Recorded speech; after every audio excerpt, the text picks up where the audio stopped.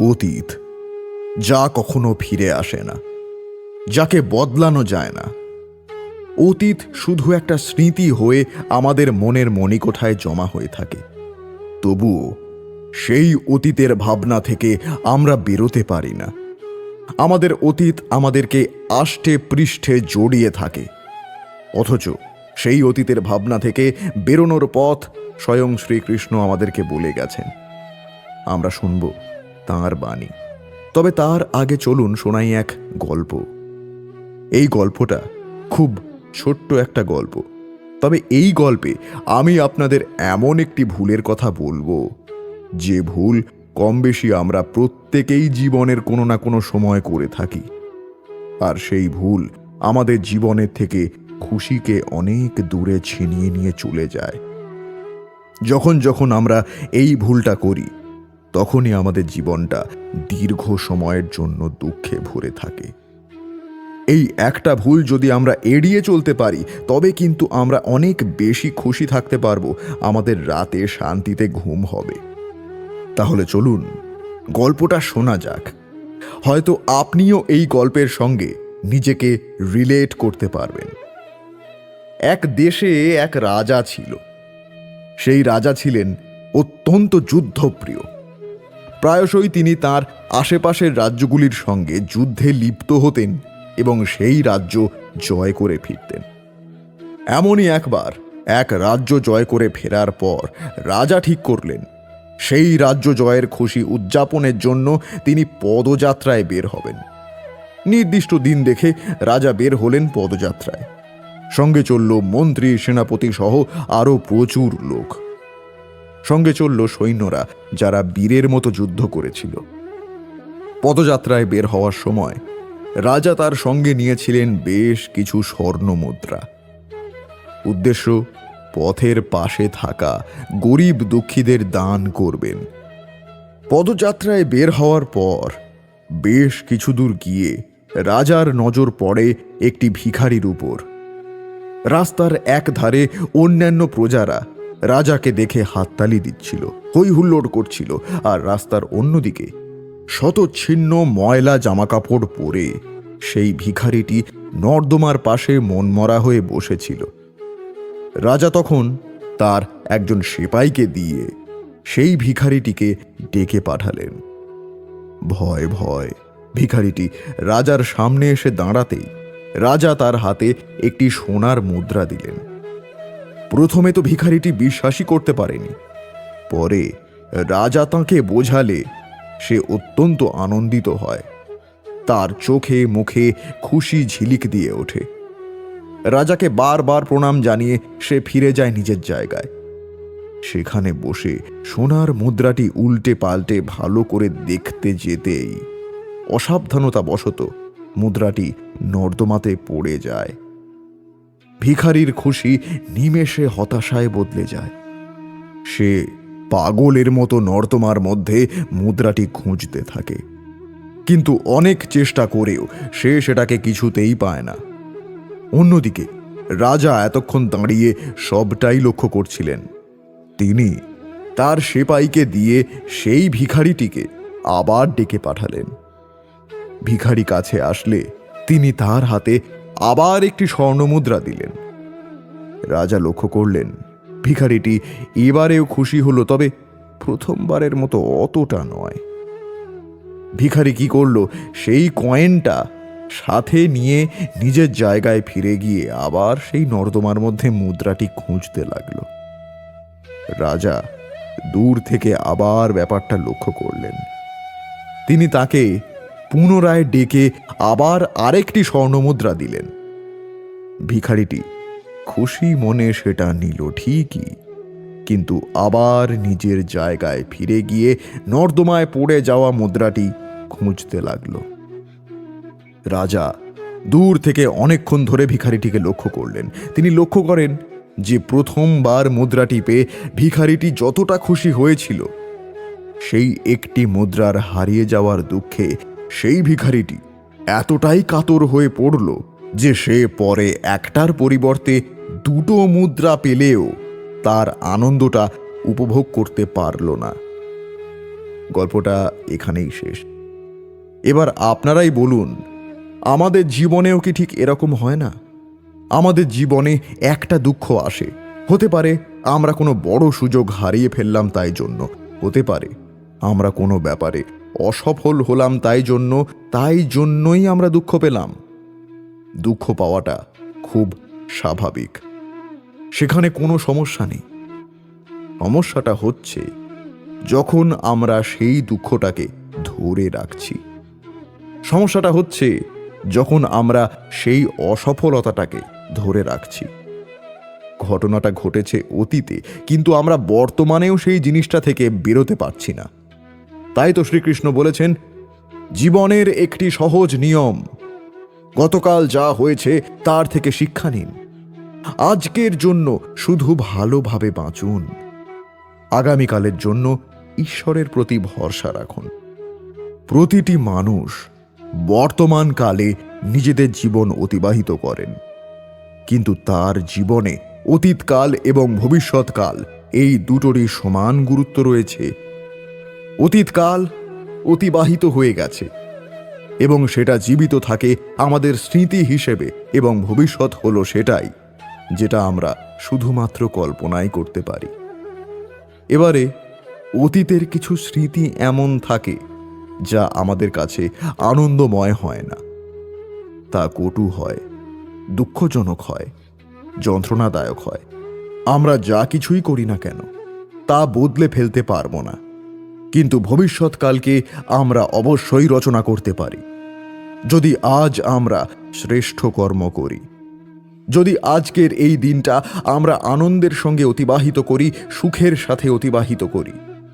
এক একটা মুহূর্ত আমরা আনন্দ এবং ভালোবাসার সাথে অতিবাহিত করি, তবে আপনার আজকের এই কর্ম আপনার ভবিষ্যৎ নির্ধারণ করবে। আজ আপনি যেভাবে জীবন কাটাবেন তা ভবিষ্যতে গিয়ে অতীতকালে পরিণত হবে, আর তখন আপনি এমন স্মৃতি খুঁজে পাবেন যেখানে আপনি প্রত্যেকটি মুহূর্ত প্রেম এবং আনন্দের সঙ্গে কাটিয়েছেন, এবং সেই স্মৃতি মধুর হবে। তাহলে আজ অতীতের ভাবনা ভুলে শ্রেষ্ঠ এবং উচিত কর্ম করুন। আপনি নিশ্চিত রূপে একটি উজ্জ্বল, পবিত্র, শুদ্ধ ও আনন্দময় ভবিষ্যৎ লাভ করবেন। শ্রীকৃষ্ণ আবারও বলেছেন, যদি আপনি ভবিষ্যতে সফল হতে চান তাহলে অতীতের অসফলতাগুলিকে পিছনে সরিয়ে দিতে হবে। যে জল বইতে বইতে থেমে যায় তাকে আমরা নালা বলে থাকি, তার থেকে দুর্গন্ধ বের হয়, কিন্তু যে জল বইতেই থাকে তাকে আমরা পবিত্র জল বলি। তাহলে আপনিও কর্ম করতে থাকুন, কখনো থামবেন না, আর আমার সাথে ভালোবেসে বলুন রাধে রাধে। তাহলে বুঝতেই পারছেন বন্ধুরা, আমাদের জীবন পরিবর্তনশীল। জীবন বারবার আমাদের সুযোগ দেয়। জীবন কখনোই অনবরত দুঃখ দিয়ে যায় না। জীবন কি করে, আমাদের সামনে অনেক খুশির মুহূর্ত বারবার করে নিয়ে আসে, কিন্তু আমরা কি করি? আমরা অতীতের কোনো দুঃখ অথবা অসফলতার মধ্যে নিজেকে এমনভাবে আটকে রেখে দিই যে আমরা সেই খুশির মুহূর্তগুলোকে অনুভবই করতে পারি না। ঘটনাটা ঠিক ওই একটা স্বর্ণমুদ্রা হারিয়ে যাওয়ার পরে দুটো স্বর্ণমুদ্রা পেয়েও খুশি না হতে পারার মতো। তাই যে স্বর্ণমুদ্রা অর্থাৎ যে ক্ষণ জীবন থেকে বেরিয়ে যাচ্ছে সেটা তো আর ফিরে পাওয়া যাবে না, কিন্তু সেটাকে ধরে রেখে বর্তমানে আসা স্বর্ণমুদ্রা তথা সফলতা ও খুশির মুহূর্তগুলোকে নষ্ট হতে দেবেন না। জানি অতীতকে ছেড়ে বেরিয়ে আসা খুব কঠিন, কিন্তু যদি চেষ্টা করে বেরিয়ে আসতে পারেন তবে দেখবেন বর্তমানে আপনার জন্য অনেক খুশির মুহূর্ত হাত বাড়িয়ে অপেক্ষা করে আছে।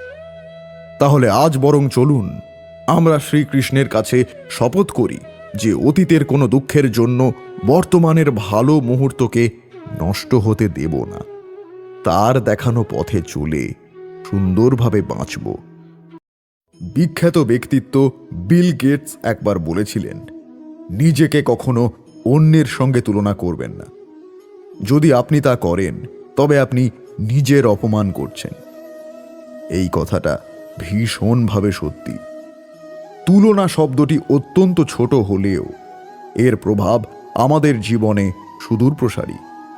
অন্যের সাথে নিজের তুলনা করতে করতে আমরা কখন যে নিজেদের বিশাল বড় ক্ষতি করে ফেলি তা হয়তো আমরা নিজেরাও বুঝতে পারি না। এই তুলনা করা যে ঠিক কতটা ক্ষতিকর তা বহু বছর আগেই ভগবান শ্রীকৃষ্ণ তাঁর বাণীর মাধ্যমে বলে গিয়েছেন। আজ আমরা শুনব সেই কথা, তবে তার আগে চলুন একটা গল্প শুনে নিই। এক জঙ্গলে এক কাক বসবাস করত। কাকটি নিজের জীবনে ভীষণ খুশি ছিল। সে নিজের জীবনে যা কিছু পেয়েছিল তা নিয়ে সে ভীষণ সন্তুষ্ট ছিল। খিদে পেলে এদিক ওদিক ঘুরে ঘুরে খাওয়া পেয়ে যেত। এভাবেই তার জীবন দিব্যি চলছিল। কিন্তু একদিন ভুল করে সে একটি সুন্দর সাদা পাখি দেখতে পেয়ে গেল। সে ভাবতে লাগলো, এমন কে আছে যে আমার চেয়ে এত বেশি চকচকে? কাক চলে গেল সেই সাদা পাখিটার সঙ্গে পরিচয় করতে। সেখানে গিয়ে তাকে প্রশ্ন করল, আচ্ছা ভাই, তোমার নাম কি? সাদা পাখিটা বলল, আমার নাম হাঁস। কাক বলল, ভাই, তুমি তো মনে হয় ভীষণ খুশি। কি সুন্দর সাদা রং তোমার, কি চকচকে। আমাকে দেখো, আমি কত কালো। হাঁস বলল, না ভাই, আমিও প্রথমে এমনটাই ভাবতাম যে আমি হয়তো এ পৃথিবীর সব থেকে সুন্দর পাখি। কিন্তু যখন থেকে আমি তোতা পাখিকে দেখেছি আমার মনে হয় তোতা পাখির মতো সুন্দর কেউ নেই। তো কাক প্রশ্ন করল, তাহলে তোতা পাখির কথা আমাকে একটু বলো, যে সে কে, কিরকম দেখতে? হাঁস বলল, ভাই, তোমার আমার কাছে তো একটাই রং, তুমি কালো, আমি সাদা। কিন্তু তোতা পাখির কাছে দুটি রং। তোতা পাখিকে উপরওয়ালা কি সুন্দর সবুজ রং দিয়েছে, গলায় আবার লাল রং। তুমি বরং তোতা পাখির সঙ্গে গিয়ে কথা বলো, তোমার ভালো লাগবে। তো কাক এবার জঙ্গলের এদিক ওদিক এই দুই রঙা পাখিকে খুঁজতে লাগলো। অনেক কষ্ট করে তাকে খুঁজে পেল এবং তার কাছে গিয়ে জিজ্ঞাসা করলো, তুমি কি তোতা পাখি? তোতা পাখি হ্যাঁ বলতে কাক বলল, তুমি ভীষণ খুশি বলো? উপরওয়ালা কি সুন্দর তোমাকে সবুজ রং দিয়েছেন, তার উপর আবার গলায় লাল দাগ। উহ, তোমার জীবনে কি আনন্দ। তোতা পাখি বলল, না না, আমিও প্রথমে ভাবতাম যে আমি হয়তো এই জঙ্গলের সব থেকে সুন্দর পাখি, আমার চেয়ে সুন্দর আর কেউ নেই। আর রঙের কথা বলছো, তুমি তো দেখলে আমি এই জঙ্গলের গাছের রঙের সঙ্গে মিশে গেছি, আলাদা করে কেউ আমাকে চিনতে পারে না। তুমিও কত কষ্ট করে আমাকে খুঁজে পেলে, কিন্তু আমি যখন থেকে ময়ূরকে দেখেছি আমি সব ভুলে গেছি। ময়ূর হলো সব থেকে সুন্দর পাখি। তো কাক তখন ময়ূরের ব্যাপারে জানতে চাইলে তোতা পাখি বলল, ময়ূর বিভিন্ন রংধারী একটি পাখি, রঙের ছটা যেন তার চারদিকে ছড়িয়ে পড়ছে। তার কত সুন্দর বড় বড় লম্বা পাখা, তুমি বরং তার সঙ্গে একবার দেখা করো, তোমার ভালো লাগবে। তো কাক এবার সারা জঙ্গলে ময়ূরকে খুঁজতে লাগলো, কিন্তু কোথাও ময়ূরের দেখা পেল না।